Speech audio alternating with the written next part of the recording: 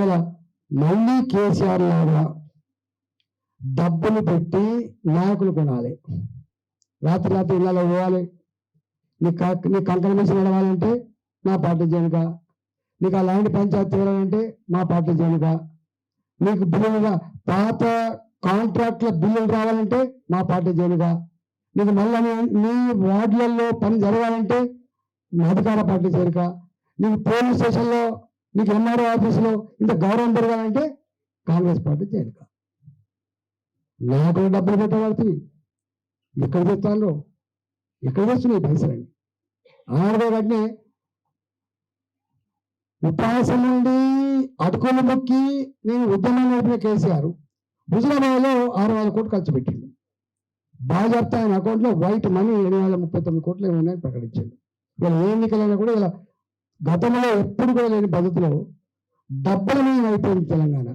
ఎన్నికలంటే డబ్బులమయం అయిపోయింది తెలంగాణ. మరి మీరు ఎక్కడి నుంచి వస్తున్నాయి ఈ పైసలు? ఎట్లా వస్తున్నాయి ఈ పైసలు? మనమే వస్తుంది అధికారానికి. ఇలా డబ్బులు పెట్టి నేను అంటున్నా, ఈ డబ్బులు పెట్టే కల్చర్ 2006లో కూడా మొదలైంది.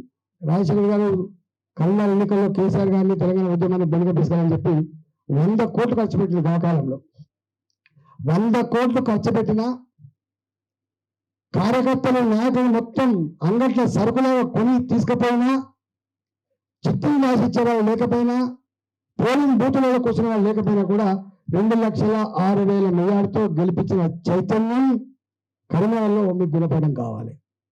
తెలుసుకోండి చరిత్ర. ఇవాళ 600 కోట్లు ఖర్చు పెడితే హుజరాబాద్ గెలిపించారు. మొన్న అంటే నేను ఓడిపోయాను, నా స్వయంకృత అపరాధం వేరు విషయం. హుజరాబాద్ ఓడిపోయాను, నేను గెలిచిన చెప్పానండి. కానీ ఇవాళ మీ దగ్గర కూడా మీ దగ్గర ఒక ఈ మరకాయిలో నేను కూడా పెట్టిండు, కానీ నువ్వు గెలిచినావు, మీరు గెలిచిండు. ఇక మళ్ళా గదే అవుట్డేటెడ్ ప్రజలు అసహించుకున్న ఫార్ములా. ఇది చెల్లెమని చెప్పి చెల్లమనిపించిన ప్రజలకి మళ్ళీ మీరు పని చేస్తున్నారు. ప్రజాస్వామ్యంలో మాట్లాడేవాడు ఉండాలి, కరెక్షన్ జరగాలంటే ప్రజాస్వామ్యం బ్యాలెన్స్ ఉండాలి. గుర్తుపెట్టుకో, ప్రజల పక్షాన, అందులో పేదోళ్ళ పక్షాన, అనగానే వర్గాల పక్షాన, అణచివేత వ్యతిరేకంగా కొట్లాడే పక్షాన ఉండేటువంటి ఈటలందరినీ నువ్వు వచ్చి మొత్తం కౌన్సిలర్లకు వెలగట్టుడు, కార్పొరేటర్లకు వెలగట్టుడు, ఎమ్మెల్యేలు కూడా వస్తుందని చెప్పి చేసులు, నా పక్క కూర్చున్న నాకు కూడా శ్రీశైలం తీసుకుపోయానని చెప్పి ప్రగల్భాలు పలకడం, ఇవన్నీ పలుకుతుండొచ్చు. ఊరంతా ఒక దారి అయితే ఊసర వెళ్ళేది వేరే దానంట. ప్రజలందరూ ఒకవైపు ఉంటారు. ఇట్లా నువ్వు కొనుక్కొని పోయేటువంటి సరుకు ఒక దగ్గర అయితే విషయం మర్చిపోకు. రేవంత్ రెడ్డి గారికి ఈ రాష్ట్ర ప్రజలకు అరుదైనటువంటి అవకాశాన్ని, గౌరవాన్ని కట్టబెట్టిండు రాష్ట్ర ముఖ్యమంత్రిగా. నాకు తెలిసి ఆ పార్టీ నాయకులు కానీ ఆ పార్టీ కానీ ఇంత మెజార్టీ వచ్చి ఇట్లా అధికారం చేపడతారని చెప్పి వాళ్ళు కూడా ఊహించలేదు. అదృష్టం కలిసి వచ్చిండు, దాన్ని ఎవరు తప్పట్లేదు.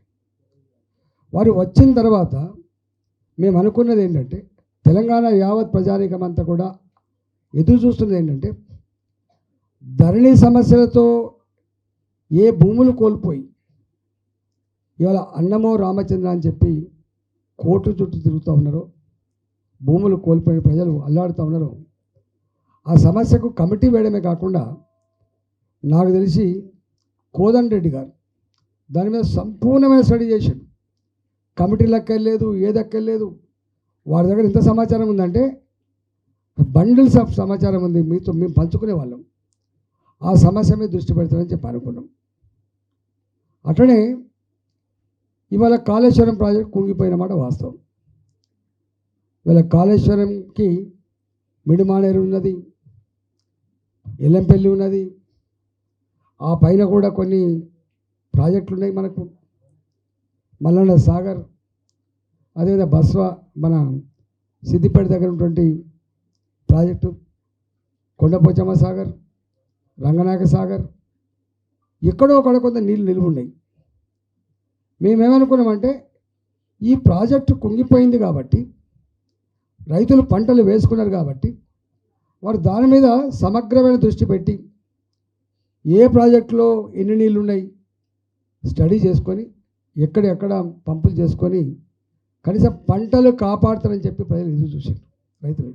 కానీ మొట్టమొదటిసారిగా చాలా కాలం తర్వాత మళ్ళీ నీళ్ళ కోసం ప్రజలు పరితపించి కళ్ళ ముందే పంటలు ఎండిపోతే పశువులు మేపుకునే దుస్థితికి ఇవాళ ఎవరు కారణమో ఇలా ముఖ్యమంత్రి గారు సమాధానం చెప్పాలి.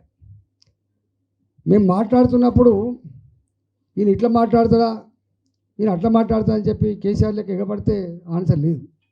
ఇట్లా కేసీఆర్ గారు కూడా ప్రెస్ మీట్ జరుగుతున్నప్పుడు ఎవరైనా లేచి కొంచెం అడిగితే నీకు ఏమెరకైనా కూసో అని చెప్పి దబాయించుడు, లేకపోతే బయట వాళ్ళు ఏం మాట్లాడుతున్నారో తెప్పించుకొని వాళ్ళని పగబట్టే కల్చర్ ఉండే.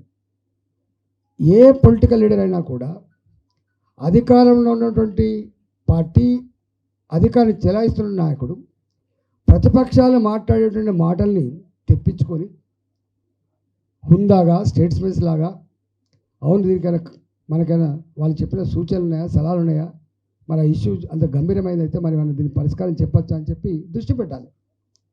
కానీ ఎందుకో నేను చూస్తున్నా ఆనాడు కేసీఆర్ గారు దాన్ని సహించలేదు, ఇవాళ రేవంత్ రెడ్డి గారు కూడా దాన్ని సహిస్తున్నట్టు కనపడతలేదు.